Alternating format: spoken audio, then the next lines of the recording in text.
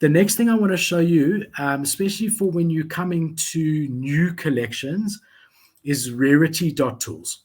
Now, Rarity.Tools is great if you're looking for an upcoming collection. If you are looking for something, this is just the very first step.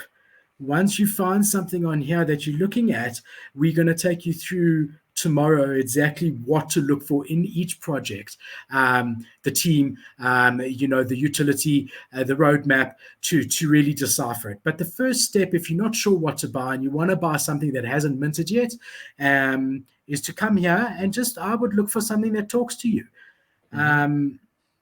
There's bored bunnies. Oy. Yeah, at the end of the day, you're buying something that can be fairly illiquid. Like you may not be able to sell that thing. So it has to speak to you. You have to like the art.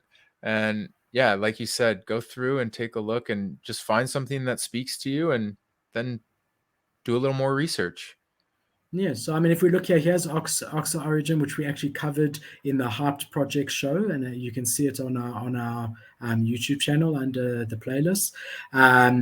But here, let's say I like it. I can now go to their website, follow them on Twitter, look at their Twitter, sort of like we showed you, but we'll go deeper into that tomorrow. And then also join their Discord and see how I feel about their Discord. So this is a great place just to see upcoming projects.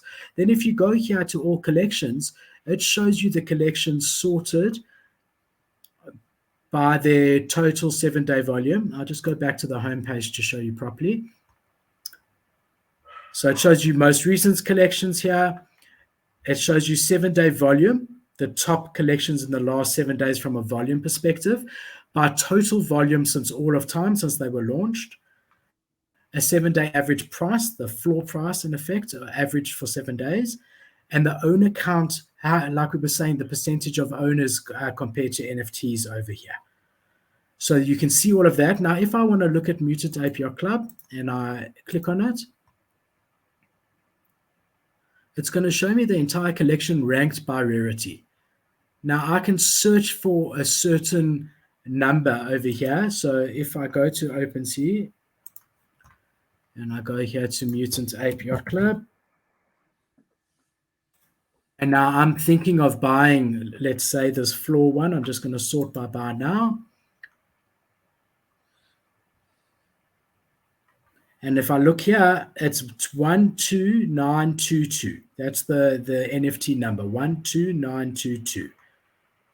So if I put that number here and I say look up, it's going to show me that his rarity is 11,312. Now, how big is the collection? I think it's about 17,000. Yeah. So he's not a rare guy, but it tells you about him. It tells you his traits. Interesting, in Mutant Ape, you get M1s, which are the most common, M2s, which are rarer, and then M3s, which are very rare. So this is an M1. But I mean, you could also look here. This is the rarest Mutant Ape. It's not for sale, and that's the rarest one. I mean, all of these here are the one of ones where you use your serum. Yeah, the Mega Mutant serums. The ones going for $6 million. Yeah. So here's actually maybe your first one here. And it's listed for 222 ETH. It's number 11. So it's the rarest that aren't the serum ones. And you can just see here, if there was a floor price, and usually guys who hold this are not going to sell in a hurry, but there would also be a bar on OpenSea if it happened to be for sale. So it allows you to check the rarity of any project you want. You can just go to all collections. We were looking at My Pet Hooligan. I don't know if it's on here yet. Yeah, there it is. So I could just type in My Pet Hooligan, come to this page, put in the item number that I see on OpenSea, and be able to look it up. Then, another thing that's quite cool is you do get things that show you the rarity on OpenSea directly, different plugins that you can get. So if I enable that plugin and then refresh this page, and we'll also go through an episode where we drop you all the links and show you all the different plugins that are worth doing. But if you look here, it loads the rarity directly on the page, on the OpenSea page. So I don't have to jump backwards and forwards. That's a nice feature. You're not going back and forth. Yeah. And if you are really looking to get like a rare rare NFT and you're not just worrying about a quick flip or something, this is a long-term hold for you, you love the art and you want something that's more rare, that would be a really good tool to have. Or at least use the Rarity.Tools that we just showed and go back and forth. But is that a free plugin or it's Rarity Ranks? Okay. I haven't used that. I think it is free. If I'm not mistaken, I got it from the Doge Pound. I think it's actually a Doge Pound project, but I do think it is free at the moment for anyone. So if I was looking to buy a mutant, just to finish off on the OpenSea, I'm looking here, the floor price is 15. The one I would buy is this one, no doubt. Rarity 3911. It's the rarest one by far, and it's 15.85. It's not that much off the floor price. If you look, all of these are above 10,000 rarity, except for that one, which was 9,000. And then the next closest one is a 6,000 rare.